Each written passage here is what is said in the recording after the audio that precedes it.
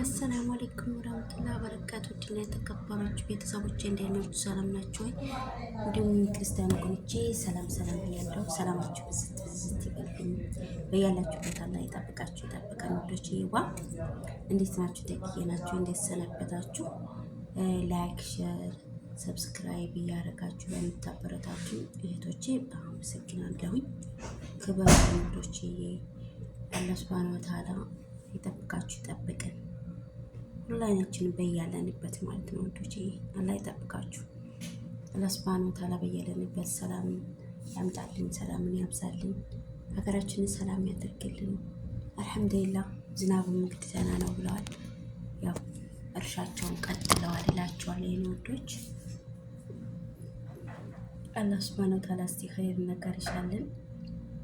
ዛሬ አንድ ደስ የሚል ታሪክ ከላይም ደግሞ አስተማሪ ታሪክ ነው ብዬ ያሰብኩትን ነገር አነብላችኋለሁ ማለት ነው። ርዕሱ ተመኘሁ ይላል።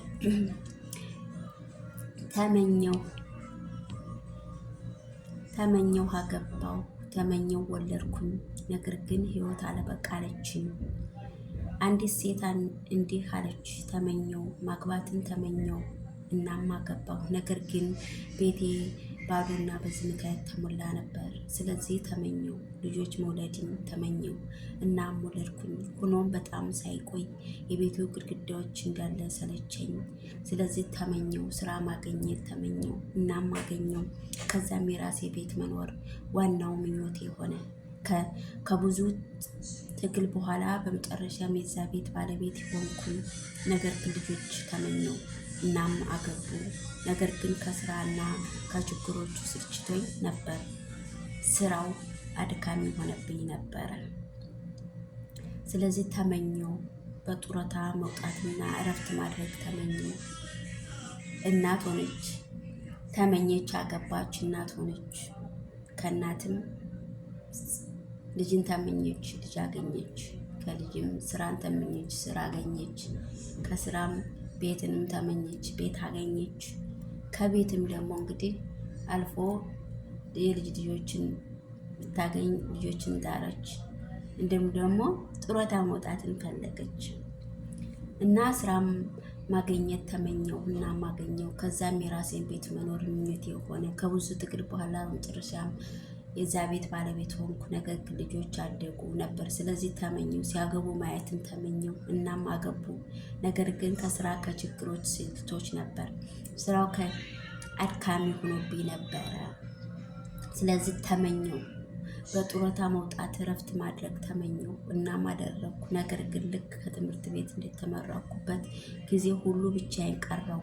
ሆኖም ከትምህርት ቤት ስመረቅ ህይወቴ በጉጉት እጠብቅ ነበር። አሁን ግን ከእርሷ የራኩ ነው። ግን አሁንም ምኞት አሉኝ። ስለዚህ ተመኘው ቁርአን በቃሌ ለማያዝ ተመኘው። ነገር ግን የማስታወስ ችሎታ አልገዛም አለኝ። ስለዚህ ተመኘው ለአላህ ብዬ ለመጾም ተመኘው። ነገር ግን ጤንነት ያልፈቀደልኝም። ስለዚህ ተመኘው የሌሊት ሰላትን ለመስገድ ተመኘው። ነገር ግን እግሮቼ ክብደትን መሸከም አቃታቸው።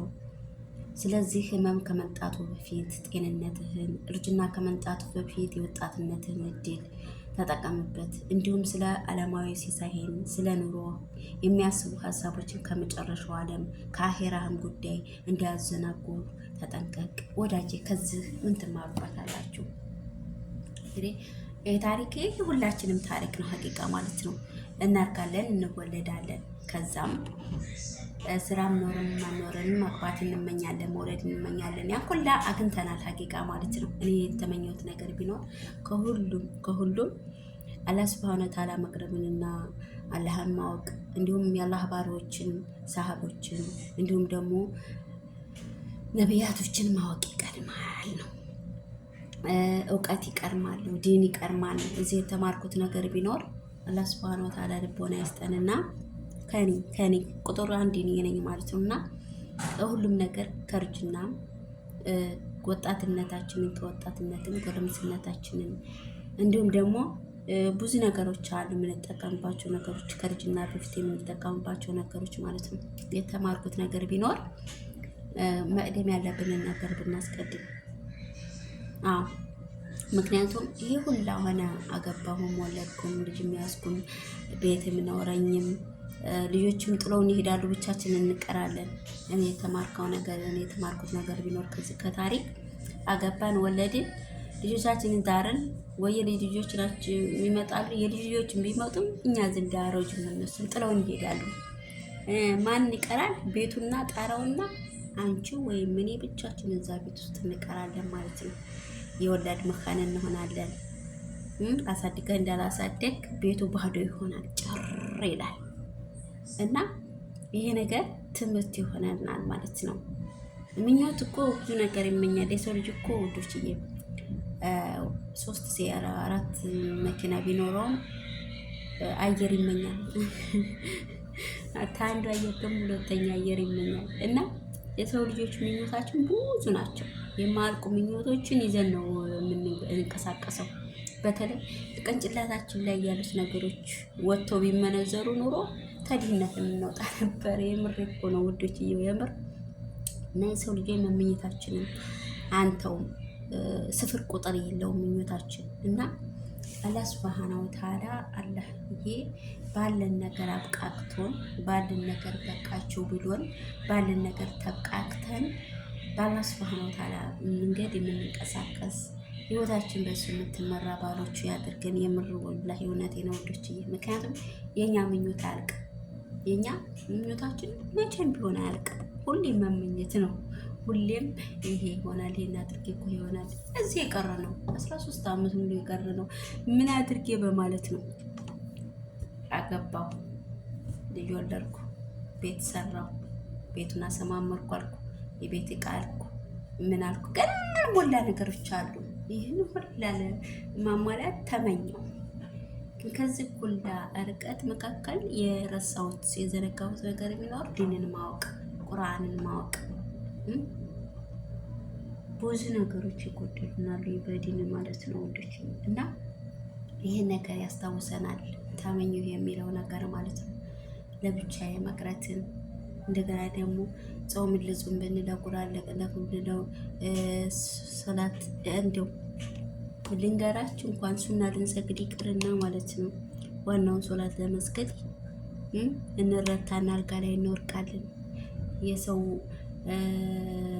ሸክም እንሆናለን። ብዙ ነገሮች አሉ ልጆች። አላህ ሱብሃነሁ ወተዓላ ጤና ይስጠን። ከጤና ጋራ ብርታቱን፣ ዲኑን፣ ኢማኑን፣ ሀያውን ይወፍቀን ልጆች። በያላችሁበት አላህ ይጠብቃችሁ፣ ይጠብቀን ሁላችንንም።